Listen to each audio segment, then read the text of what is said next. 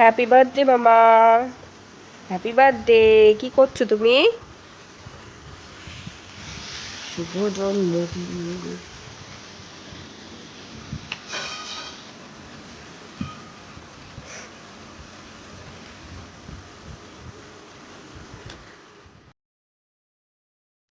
এইভাবে টিভি দেখছো তুমি? বুঝি বাবা যে কি হচ্ছে, গান হচ্ছে না?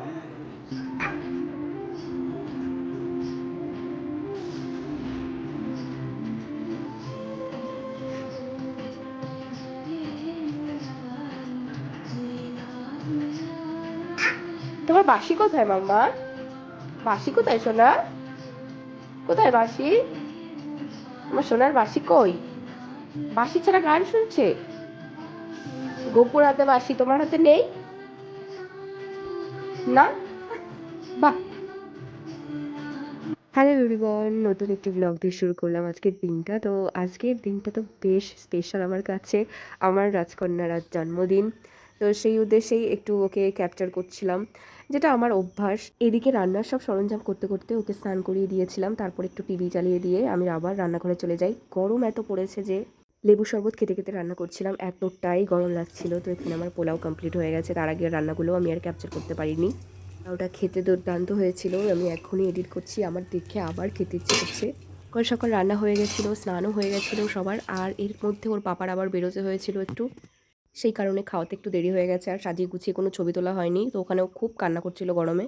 এদিন এত গরম পড়েছে যে ওর বাবা আর আমি ওকে কিছুতেই বোঝাতে পারছি না যে মাম্মাম একটু বসে ছবি তোলো। তো ওকে যে আসনটা পেতে দিয়েছিলাম সেটা তো ও তুলে ফেলেই দিয়েছে। এরপর ওর পাপাকে বলি যে ঠিক আছে তুমি তাহলে ওকে খাইয়ে দাও, তো ওর বাবার হাতেই ও খেলো। আর এই যে আমার সাজ, আমি একটা নতুন ড্রেস পরেছিলাম, মানে এটা নাইটি। তো এই যে ওর পাপা ওকে খাইয়ে দিচ্ছে। আর এর মধ্যেই আমি যা যা আয়োজন করেছিলাম সেগুলো এইভাবে একটু দেখিয়ে দিলাম। মিষ্টি ছিল 5 রকম। আর এত তাড়াহুড়া করেছি ওকে খাওয়াতে যে 5 রকম ফলটা সাজাতেও আমি ভুলে গেছি। ভেবে রেখেছিলাম যে সেজেগুজে একটু তিনজনে মিলে খুব সুন্দর করে ছবি তুলবো, ভিডিওস করব, কিন্তু সেসবে সেগুড়ে বালি ঢেলে দিয়েছে আমার মেয়ে। কারণ ওর গরমে এত কষ্ট হচ্ছিল, প্রথমে তো এক রাউন্ড কেঁদেই ও একদম মানে আমাদের সবাইকে ভাবাচাকা খাইয়ে দিচ্ছিল যে আমরা এটা ওকে খাওয়াতে পারবো কি না। তারপরে একটু টিভিতে গান চালিয়ে দিয়েছিলাম যাতে ওর ঠান্ডা হয়। তো তারপরে সেই গান শুনতে শুনতেই ওর বাবা ওকে খাইয়ে দিচ্ছিল। আর ওর বাবাকে বলছিলাম যে সব দোষ তোমার, তোমার জন্যই লেট হয়েছে, তো সেই শাস্তি হিসেবে তুমি তোমার মামামকে আজকে খাইয়ে দেবে। যে ওকে খাইয়ে দেওয়ার পরে আমরাও খেতে বসে পড়েছিলাম। তো আমি আর কিছু রেকর্ড করিনি। তো এখানে আমি খাচ্ছিলাম চিকেন দিয়ে পোলাও, আর মাছও আগে খাওয়া হয়ে গেছে। খাওয়ার পরে একটা আইসক্রিম খেয়েছিলাম। এরপরে আমরা বেরিয়েছিলাম একটু বাজারের দিকে মামামের জন্য একটা কেক আনতে। এদিকে যেই শুনেছে বেরোবো সেই নিজেই বেরিয়ে গেছে। এতে একা একা উঠে বসে পড়েছে। আর ওর বাবা বলছে দেখো ধরো পড়ে যাবে। আমি ওকে বলছি যে না না তোমার মেয়ে পড়বে না, এত সাহসী ও। আর এইদিকে দেখো ক্যামেরার দিকে তাকিয়ে কেমন মিচকি মিচকি করে হাসছে আর হাই হ্যালো করার চেষ্টা করছে। ঘুরতে ঘুরতে আমরা পৌঁছে যাই দোকানে। মিষ্টির দোকানে তো একটা বিড়াল দেখতে পেয়েছিলাম, বিড়ালটা বেশ কিউট ছিল। তো ওটাকে একটু তুলে ধরার চেষ্টা করলাম, বাট ওর মুখটাই আমি তুলিনি। এরপরে মিষ্টির দোকানে থেকে চলে গিয়েছিলাম কেকের দোকানে। সেখানে গিয়ে মাম্মাম যা করলো, পড়ে যাচ্ছে 2-3 বার করে। আমরা বাড়ি চলে আসি। আসলে মাম্মাম ফাঁকা জায়গা পেলে খুব আনন্দ পায়, একটু গড়াগড়ি একটু ছুটোছুটি করতে বেশ ভালোবাসে।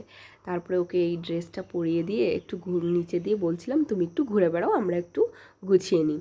তার মধ্যে ও আবার গান শুনে নাচানাচি করছে। আর নৃত্যসঙ্গী হয়েছে এখন ওর বাঁশি। বাঁশি তো লাগবেই ওর গান শুনলে। একটু বাঁশির মিউজিক যদি শোনে, বাঁশিটা ওর হাতে থাকতেই হবে। সেটাকে আবার খুঁজবে, না পেলে কাঁদবে। আবার বারবার নিজের সাজটাকে দেখছে আয়নায় যে ওকে কেমন লাগছে। আয়নায় ক্রেয়ন দিয়ে এমন দাঁড়িয়েছে যে নিজের মুখটাই দেখতে পারছে না। চুল টিপ সব ঘেঁটে ফেলার চেষ্টা করছে। তবে আমি ওকে বোঝালাম যে তুমি আর একটু ধৈর্য ধরো, আমরা এক্ষুনি কেক কাটবো। তবে ও যে এতটা সময় এই জামাটা পরেছিল, ওকে ভীষণ ধন্যবাদ জানাতে ইচ্ছা করে। বাচ্চাদের মধ্যেও যে এত ধৈর্য থাকে সেটা আমার মেয়েকে না দেখলে বোঝা যায় না। আবার এই হ্যাপি বার্থডের বেলুনগুলো তো যাচ্ছে বারবার খুলে, সেজন্য ওর বাবা আবার ফিক্স করতে চলে গেছে।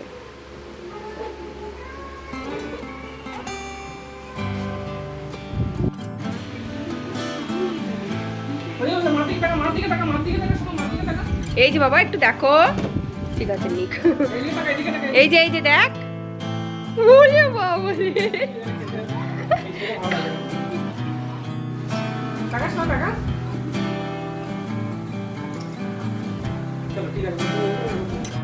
আজকের শুভ দিনে এই ছোট্ট ছোট্ট মেমোরিগুলোই আমাদের সারা জীবন মনে থাকবে। আর ওর যে ভিডিওগুলো করে রেখেছি ও তো বড় হলে নিশ্চয়ই দেখতে পারবে যে ও ছোটোবেলায় কী দুষ্টুমি না করতো। এর মধ্যে আবার আমরা ছবি তোলার চেষ্টা করলেও ছবি তো আমাদের একটাও আসেনি, ও তুলতেও দেয়নি। যা মুভমেন্ট করে তাতে ছবি একটা ভালোও আসে না। এই জন্য আমি চেষ্টা করি সব সময় ওর ভিডিও করতে, যাতে ওর চলা ফেরা সব কিছু আমরা দেখতে পাই আর ও বড় হয়ে দেখতে পায়। স্মৃতির পাতায় আরও একটি দিন জমা হয়ে রইল সারা জীবনের জন্য। আমাদের ছোট্ট চেষ্টায় আমাদের ছোট্ট সোনামণি যে এত খুশি হবে সেটা তো আমরা বুঝতেই পারিনি। তাই আজকে এখানেই আমাদের ব্লগটা শেষ করতাম। বাই।